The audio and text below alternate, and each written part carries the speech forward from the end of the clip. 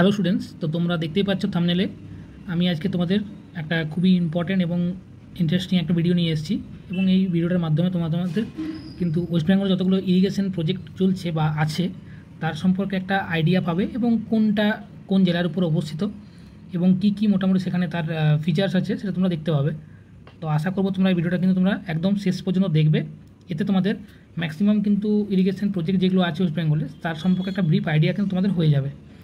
তো আজকে আমি প্রথমে তোমাদের আলোচনা করব যে ওয়েস্ট বেঙ্গলে কতগুলো ইম্পর্টেন্স ইরিগেশন প্রজেক্ট চলছে এবং সেগুলো কি কি। তো চলো শুরু করা যাক।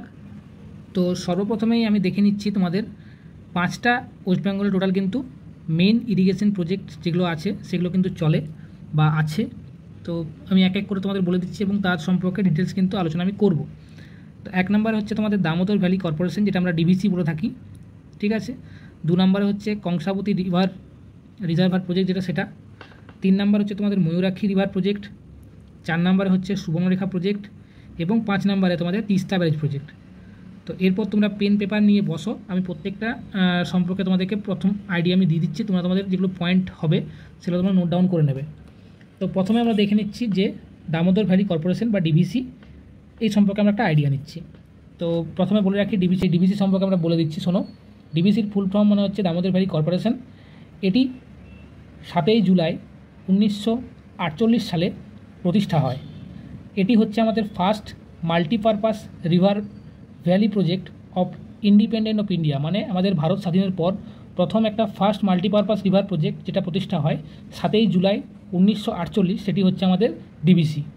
এবার ডিভিসির কোন কোন ডিস্ট্রিক্টের মধ্যে দিয়ে গেছে বা ডিভিসি কোন কোন ডিস্ট্রিক্টকে উপর দিয়ে বয়ে যায় সেটা হচ্ছে 5টি ডিস্ট্রিক্ট আছে এর মধ্যে। প্রথমে হচ্ছে বর্ধমান, এখন তোমাদের বর্ধমান ভাগ হয়েছে তোমরা জানোই। তো বর্ধমান, হুগলি, হাওড়া, বাঁকুড়া এবং পুরুলিয়া, এই 5টি ডিস্ট্রিক্টের মধ্যে দিয়ে কিন্তু তোমাদের ডিভিসি বা দামোদর ভ্যালি কর্পোরেশনের বয়ে গেছে। এবার সবচেয়ে প্রশ্ন হচ্ছে ডিভিসি তোমার কোন নদীর তীরে অবস্থিত, এটা তোমার জানা উচিত। এটা তোমরা জানোই যে দামোদর থেকে দামোদর ভ্যালি কর্পোরেশন এসছে, তো দামোদর নদীর উপরেই কিন্তু ডিভিসি গড়ে উঠেছে।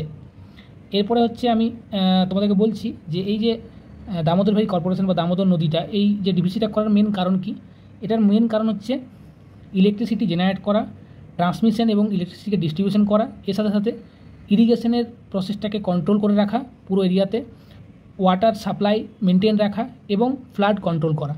তো এই মোটামুটি হচ্ছে তোমাদের ডিভিসির পুরো ডিটেলস। এবং এই ডিভিসির মধ্যে তোমাদের 4খানা ড্যাম পড়ে।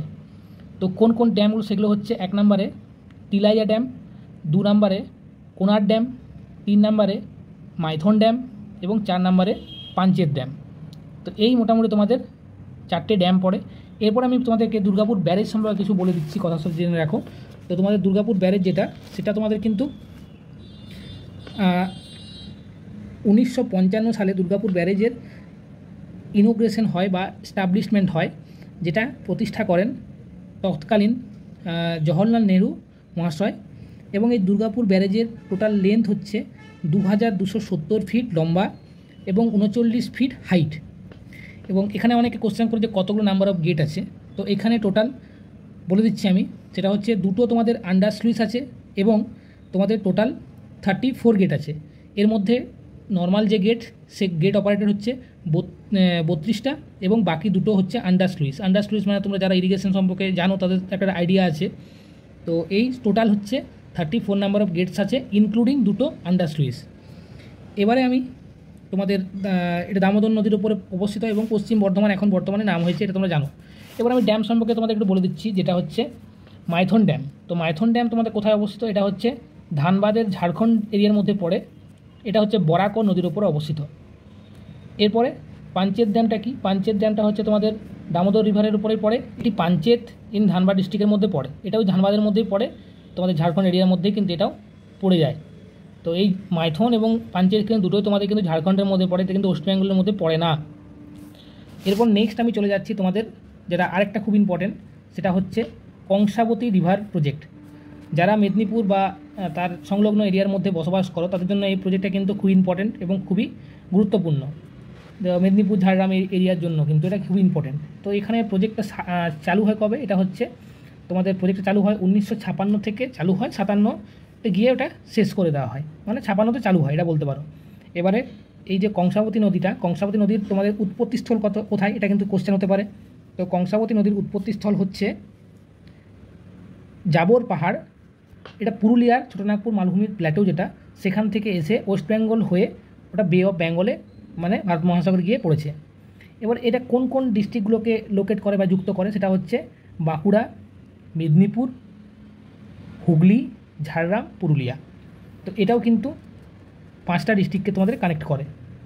এবারে এর লোকেশন কোথা থেকে শুরু হচ্ছে, সেটা হচ্ছে তোমাদের মুকুটমণিপুর। এখানে যে ড্যামটা দেওয়া আছে সেটা কিন্তু হচ্ছে মুকুটমণিপুর, এটা তোমাদের বাঁকুড়া ডিস্ট্রিক্টের মধ্যে কিন্তু আছে। এবং এই মুকুটমণিপুর যে ড্যামটা, এটা কিন্তু তোমাদের ওয়েস্ট বেঙ্গলের মধ্যে সবথেকে বড় কিন্তু গ্র্যাভিটি ড্যাম, আর্থ গ্র্যাভিটি ড্যাম, এটা কিন্তু জেনে রাখবে। এবং কংসাবতী রিভারের যে প্রজেক্ট, সেই রিভার প্রজেক্টের ব্যারেজ কিছুগুলো আছে, তার মধ্যে অন্যতম হচ্ছে শিলাবতী এবং তারাফিনী। এই জিনিসটাও কিন্তু তোমাদের জেনে রাখা দরকার। তো মোটামুটি কংসাবতী সম্পর্কে তোমাদের আইডিয়া হলো। নেক্সট আমি যাব ময়ূরাক্ষী রিজার্ভ প্রজেক্ট। তো ময়ূরাক্ষী তোমাদের যে প্রজেক্ট আছে সেটা তোমাদের স্টার্টিং হয় 1951 সাল থেকে এবং কমপ্লিট হয় 1985 সালে গিয়ে। এবং এই ময়ূরাক্ষী রিভার প্রজেক্ট যেটা আছে, তিলপাড়া ব্যারেজ তোমরা নাম শুনেছ, সেই তিলপাড়া ব্যারেজ কিন্তু এই ময়ূরাক্ষী নদীর উপরে অবস্থিত, এটা বীরভূমে অবস্থিত। এবং এই তিলপাড়া ব্যারেজের কেন্দ্র করেই বা ময়ূরাক্ষী নদীকে কেন্দ্র করেই কিন্তু তোমাদের বক্রেশ্বরে যে থার্মাল পাওয়ার প্ল্যান্ট তৈরি হয়েছে সেটা কিন্তু তৈরি হয়েছে। আচ্ছা, আমি একটা জিনিস বলতে তোমাদের ভুলে গেছি, সেটা হচ্ছে ডিভিসি বা দামোদর ভ্যালি কর্পোরেশনে কিন্তু তোমাদের যতগুলো পাওয়ার প্ল্যান্ট আছে সেগুলো কিন্তু ইম্পর্টেন্ট। তার মধ্যে আমাদের টোটাল পাওয়ার প্ল্যান্ট হচ্ছে দামোদরকে ঘিরে আছে 7খানা, যার মধ্যে 4টে আছে ওয়েস্ট বেঙ্গলে। এবং ওয়েস্ট বেঙ্গলের মধ্যেও যেটা ইম্পর্টেন্ট সেটা হচ্ছে মেজিয়া। মেজিয়াটা কিন্তু আমাদের ওয়েস্ট বেঙ্গলের সবথেকে বড় পাওয়ার প্ল্যান্ট, এটা তোমাদের জেনে রাখা দরকার। আচ্ছা, আমি চলে এলাম এবারে ময়ূরাক্ষীতে। তো ময়ূরাক্ষী রিভার যেটা তোমাদের, সেটা কিন্তু হুগলিরই ট্রিবিউটারি, মানে হুগলির শাখা নদী। গঙ্গারই কিন্তু এটা শাখা নদী। ছোটনাগপুর মালভূমি প্ল্যাটোর উপর দিয়ে বিহার এবং ওয়েস্ট বেঙ্গলের উপর দিয়ে কিন্তু এটা ফ্লো হয়ে গেছে। তো এরপর আমি ডিসকাশন করব তোমাদের সুবর্ণরেখা প্রজেক্ট। তো সুবর্ণরেখা প্রজেক্ট তোমাদের আগস্ট 1978-এ কিন্তু চালু হয়। এটা ওয়েস্ট বেঙ্গলের মেদিনীপুর ডিস্ট্রিক্টের উপরে লোকেশন এর রয়েছে, যেটা ঝাড়গ্রামকেও টাচ করে যায়।